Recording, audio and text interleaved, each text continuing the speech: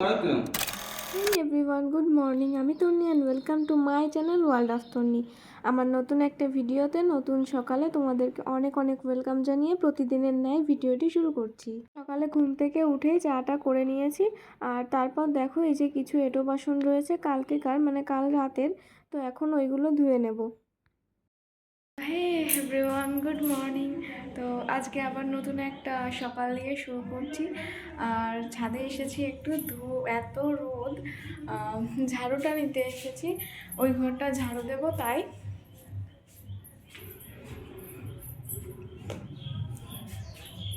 তো চলো তোমাদেরকে সকালে মানে সকালটা একটু তোমাদের সাথে শেয়ার করি, চলো দেখতে থাকো। তো আমাদের এই বাড়িতে উপরে একটা রুম আর নিচেই দুটো রুম, প্লাস রান্নাঘর, কল, বাথরুম টাথরুম সব কিছু। আর এটা দেখো এই যে সূর্যমুখী গাছ, মানে ফুল গাছ, সূর্যমুখী ফুল হয়েছে আমাদের ছাদ থেকে একটুখানি দূরে, সোজা দেখা যাচ্ছে। এই যে আমি ছাদে দাঁড়িয়ে আছি আর ওইখানটায়।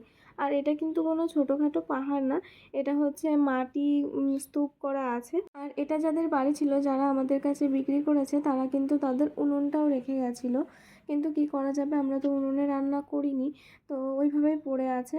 তো দেখো আমি ঝাড়ুটাও ছাদের মানে উপরের ঘর থেকে নিয়ে এলাম, এখন ঘরটা ঝাড়ু দিয়ে নেব, মানে ঘর বারান্দা সব কিছুই ঝাড়ু দিয়ে নেব।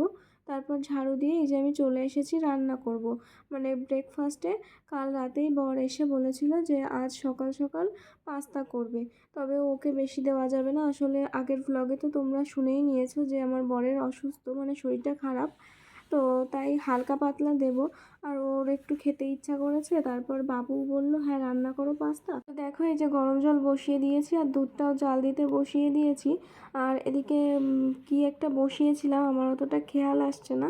তো এর মধ্যে আমি যত যা আছে মানে পাস্তাটা সিদ্ধ করতে দিয়ে দিলাম। তারপরে হচ্ছে যত আম, কি বলে টমেটো, তারপর হচ্ছে পেঁয়াজ, লঙ্কা, মানে পাস্তাতে যা যা দেবো সেই সব আমি কেটে নেব। আর একটু ভাবছি আলুও দেব হালকা। আমার রান্না করতে বেশ ভালো লাগে। তো দেখো আমি সকাল সকাল সেই কারণে সবাই যেহেতু খেতে চেয়েছে, তাই আমি কিন্তু মন প্রাণ দিয়ে আমার যতটা পেরেছি ততটা দিয়ে রান্নাটা সুন্দরভাবে করার চেষ্টা করেছি। আর আমি এই ধরনের ফাস্ট ফুড বলো, মানে যে কোনো জিনিসই আমি যদি নাও পারি না, একবার যদি কেউ বলে যে এই জিনিসটা করে খাওয়াও, আমি ঠিক যে কোনোভাবে, মানে এখন তো ইউটিউবে সব কিছুই পাওয়া যায়, তো আমি একবার ইউটিউব চেক করে ঠিক সেই জিনিসটা রান্না করে আমি যে যা খেতে চাই আমি তাকে ঠিক খাওয়াই। তো দেখো বাবু আবার দেখতে এসেছিলো যে কি মানে কত অবধি হয়েছে। তো বাবু তো প্রথমে চাটা খায়নি, বাবু ওই আন্টিদের বাড়িতে গেছিলো, এখন তাই বাবুকে আবার চা করে দিচ্ছি। আর দেখো আমার বড় কিন্তু এখন ফ্রেশ হয়ে এসে দরজার সামনে দাঁড়িয়েছে। আসলে আমি যেখানে থাকবো ওর একবার সেখানে আসতেই হবে, তো ওর মুখটাও শুকিয়ে গেছে, অসুস্থ যেহেতু সেই কারণে। তো দেখো আমি ওইখানে রান্না করছিলাম মানে পাস্তাটা, আর মামনি সব জিনিস দেখাচ্ছিল। ওই হচ্ছে একটা রুম, ওটা একটু ছোট, তারপরে এই যে বাথরুম, আর এখানে রান্নাঘর, এটা উপরে যাওয়ার ঘর, আর রান্নাঘরের পাশেই একটা মেন রুম, যেটা হচ্ছে সব থেকে বড়। জানি না তোমরা ঠিকঠাকভাবে বুঝতে পারছো কিনা, তবে আমাদের এই বাড়িটা কিন্তু খুব সুন্দর হয়েছে, আর যেই দেখে সেই খুব পছন্দ করে। আসলে আমার ভয়েস ওভারে হয়তো আজকে তোমরা একটু মানে আজকে একটু ভয়েস ওভারে প্রবলেম হচ্ছে, গরম এতটা পরিমাণ পড়েছে, আমার নিঃশ্বাস নিতেও খুব কষ্ট হচ্ছে আর কি, একটু কথা বললেই কেমন একটা হাঁপিয়ে উঠছি। তো যাই হোক, একটা কথা শেয়ার করার আছে। আজ হচ্ছে জুন মাসের 12 তারিখ। তো আজ সবাই জানো যে জামাই ষষ্ঠী। এই ভিডিওটা যেহেতু 2 মাস আগেকার, 2 মাস না 2-2.5 মাসের বেশি হয়ে গেছে, তো গ্যালারিতে থেকে গেছিলো অনেক কারণে, যেটা তোমাদের পরশু দিনের একটা ভিডিওতে শেয়ার করেছি, তো সেটা আর এখন বলছি না। যদি কেউ জানতে চাও যে কেন কি, তো পরশু দিনের ভিডিওটা চেক কর আমার চ্যানেলে ভিজিট করে। তো যেটা বলছিলাম, আজ হচ্ছে জামাই ষষ্ঠী, তো সবাইকে জামাই ষষ্ঠীর অনেক অনেক অনেক শুভেচ্ছা। আর আমার বরের তো এমনিই মন খারাপ, প্রত্যেক বছর জামাই ষষ্ঠীতে ওর মনটা খারাপ থাকে। আসলে এই 3 বছর হলো আমাদের বিয়ে, তবে ও এখনও অবধি একবারও জামাই ষষ্ঠী করতে পারেনি। আসলে কাজের সূত্রে আমরা যেহেতু রাজস্থানে থাকি, এমন একটা টাইমে জামাই ষষ্ঠীটা পড়ে, গরমের সিজন থাকে, তখন ও যেতেই পারে না, মানে টাইমই বের করতে পারে না। তো ও আমায় কথা দিয়েছে পরের বছর থেকে, নেক্সট ইয়ার থেকে ও আমাকে প্রত্যেক বছর জামাই ষষ্ঠীতে নিয়ে যাবে। আসলে এই দিনটা মানে প্রত্যেক মা বাবা, প্রত্যেক মেয়ে জামাই চায় যে খুব মজা করতে, জামাই ষষ্ঠীটাকে পালন করতে। হ্যাঁ, আমাদের বাড়িতে পুজো নেই, তবে সেই রিচুয়ালসগুলো না মানা হলেও যে রান্নাবান্না, মজা, আনন্দ সবটাই তো হয়। আমার পিসিরা আগে, বিয়ের আগে আমি দেখতাম আসতো, খুব মজা করতো। তো এখন ওরাও আমার কারণে আসতে পারে না। আসলে মা বাবার, আমি বড় মেয়ে আর আমার বোন আছে, তোমরা তো জানোই। তো আমার বোনের তো এখনও বিয়ে হয়নি, তবে আমার বিয়ে হয়েছে। আমার মায়ের মেয়ে জামাই যদি না যায়, তো পিসিদেরও সেইভাবে বলা হয় না, আর বললেও ওরা যায় না। যে আমি যাইনি সেই কারণে হয়তো মা বাবার মন খারাপ, তারপরে আবার আমরা যাব। তো অনেক কারণবশত পিসিরাও যায় না। তো নেক্সট ইয়ার থেকে যখন আমরা যাব তখন পিসিরাও যাবে, আবার সেই আগের মতো আনন্দ ফুর্তি করতে পারবো। হ্যাঁ, এটাই যে আমার বর এক্সট্রা থাকবে। মানে ও আগে তো আমার বিয়ে হয়নি যখন পিসিরা আসতো। তো এর পরের বছর থেকে আরও বেশি মজা হবে। জানি মা বাবারও খুব মন খারাপ, এদিকে আমারও মন খারাপ, আর আমার বরের তো প্রত্যেক বছরই মন খারাপ থাকে। ফেসবুকে, ইনস্টাতে সব জায়গায় পোস্ট করে যে আমার আর জামাই ষষ্ঠী খাওয়া হলো না। তো এরকম একটা ইয়ে করে। আর এদিকে এই বছর আমার বাবা মা ঘরটাও ভেঙেছে, নতুন করে তৈরি করছে। তোমরা তো আগে যখন আমি কলকাতায় গেছিলাম সেই ব্লগগুলোতে দেখেছো যে বাবা মা থাকার জন্য নর্মালি একটা বাড়ি, ওই আগের যে বাড়িটা ছিল সেটা ভাঙিয়ে নর্মাল একটা টিনের বাড়ি করে রয়েছে। তো এখন খুব ভালো করে একটা ঘর করছে। তো সেই কারণে ঘরের মধ্যেও জায়গা শর্ট। তো বাবা মায়ের বাড়ি যেরকমই হোক না কেন, সেটা রাজপ্রাসাদের থেকে বেশি কিছু হয় না। তবে হ্যাঁ, হয়তো অনেকে অনেক কিছু ভাবতে পারে। আমার বাবা যেটুকু থাক তাতে আমি অনেক খুশি, অনেক অনেক গর্ব নিয়ে বলতে পারি। অনেকের তো সেইটুকুও থাকে না। তো আমার বাবা যতই গরিব হোক না কেন, আমার বাবা আমাকে কখনো অভাব বুঝতে দেয়নি। কখনো কিচ্ছু যে এই জিনিসটা আমার চাইতে হবে আমার বাবার কাছে। যখন যা লাগবে বাবা কীভাবেই বুঝে যেত, চাওয়ার আগেই সব জিনিস আমি পেয়ে যেতাম। তো সেই জন্য এখন যে জিনিসগুলো আমার ধরো মন থেকে চাইছি, তবে বরকে না সবসময় বলা যায় না। তবে আমার বর খুবই ভালো। হ্যাঁ, হয়তো আগে বুঝতো না, এখন বোঝে। কিছু চাওয়ার আগেই ও চুপ করে থাকলেই ও বুঝতে পারে। জিজ্ঞাসা করে যে কিছু লাগবে, কী হয়েছে? তো সেরকমই আমার বাবার কাছেও কিছু চাওয়ার আগে আমি না সব কিছু পেয়ে যেতাম। তো মাঝে মাঝে এই জিনিসগুলো আমি খুব মিস করি।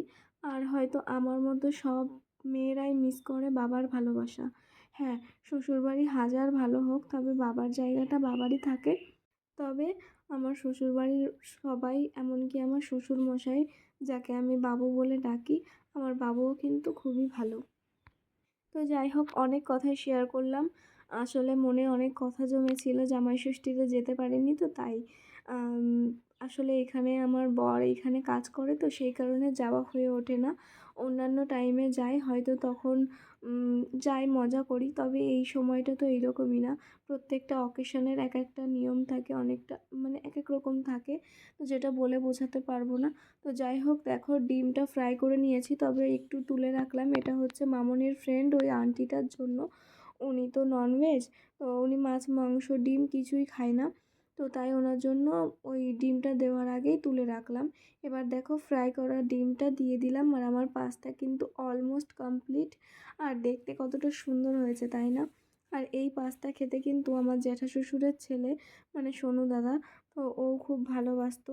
যখন আগে কলকাতায় যেতাম, তো ও আমাকে মাঝে মাঝেই বলতো যে বৌদি পাস্তাটা করে খাওয়াও না, তোমার হাতের পাস্তা খুব ভালো লাগে। এমনকি আমার শ্বশুরবাড়ির প্রত্যেকেই আমার হাতের রান্না ভালোবাসে। তো দেখো, এই যে আমার বর বললামই তো অসুস্থ, তবে ওর গেম খেলা কিন্তু বন্ধ নেই। একটুখানি দেখা দিয়ে এসে বলছে হালকা হালকা করে একটু গেম খেলি, কোনো প্রবলেম হবে না। এই জায়গাটায় তো আমরা সবে বাড়ি কিনেছি, তো সেরকমভাবে আসাও হয় না, ও লোকজনকেও চেনে না, তাই এখানেই বসেছিল আর গেম খেলছিল। তো দেখো প্রত্যেকের থালায় বেড়ে নিয়েছি, আর পাস্তাটা এখন খেয়ে নিই। চলো, পরে কথা হচ্ছে। কাল তো দেখতেই পেলে আমাদের মোটরটা ঠিক করা হলো, কিন্তু তবুও ঠিকঠাকভাবে করা হয়নি। টাকা নিয়ে লোকটা চলে গেছে, তারপর বাবু কাল রাতে এসে সকালবেলায় আবার মিস্ত্রি ডেকে নিয়ে এসছে, পরে উনি ঠিক করে দিয়ে গেল। তো দেখো তারপরে বাবু গিয়ে বাজার থেকে বিরিয়ানি নিয়ে এলো। আর জয়পুরের বিরিয়ানি এইভাবে বিক্রি হয়, জানি না অন্য জায়গায় মানে জয়পুরের অন্য এরিয়াগুলোতে কেমন বিক্রি হয়, তবে আমাদের কাছাকাছি যে বাজারটা মানে জয়পুরের মেন জায়গায় আমরা থাকি। তো দেখো এইরকমভাবে পলিথিনে দিয়েছে, হয়তো জয়পুরে এইভাবেই বিক্রি হয়। তো দেখো বিরিয়ানিটা মোটামুটি মানে 100-তে 50-60 দেওয়া যায়। তো চলো বিরিয়ানিটা খেয়ে এই যে আন্টিদের বাড়িতে চলে এসেছি। আর এখানে ছোট্টখাট্টো একটু চাষ করেছে, আর এটা হচ্ছে মৌরি গাছ, ওই যে হলুদ হলুদ ফুল দেখলে না, ওটা। তো তারপর দুপুরে একটু ঘুমিয়েছিলাম, এখন খুব খেতে ইচ্ছা করছে খাবার। তো পাশের বাড়িতেই তো দোকান আছে বলেছিলাম কাল, তো এখন এই যে দোকানে চলে এসেছি, মানে পাশের ওই যে ইটের যেটা ওটা হচ্ছে আমাদের বাড়ি। তো ওইভাবে টাইলস বসানো, আর এটা হচ্ছে পাশের বাড়ি, এইখানেই দোকান। তো আঙ্কেলটা বলছে যে কি খাবে, আমি বুঝে উঠতে পারছি না যে কি খাবো, তবে খাবো ঝাল জিনিস। তো তারপরে ওই যে কালকে যে ঝালমুড়ি এনেছিলাম সেটাই নিয়ে এলাম, ঝালমুড়িটা খাচ্ছি, বর আবার একটু ভিডিও করে দিল। এখন সন্ধ্যা হয়ে গেছে। আর দেখো এই যে এটা কি কেউ চেনো? এটা হচ্ছে কিউই ফল, যাদের প্লেট ডাউন হয়ে যায় এই কিউই ফল খেলে কিন্তু অনেকটা উপকার দেয়, মানে ওষুধের থেকে বেশি উপকার দেয়।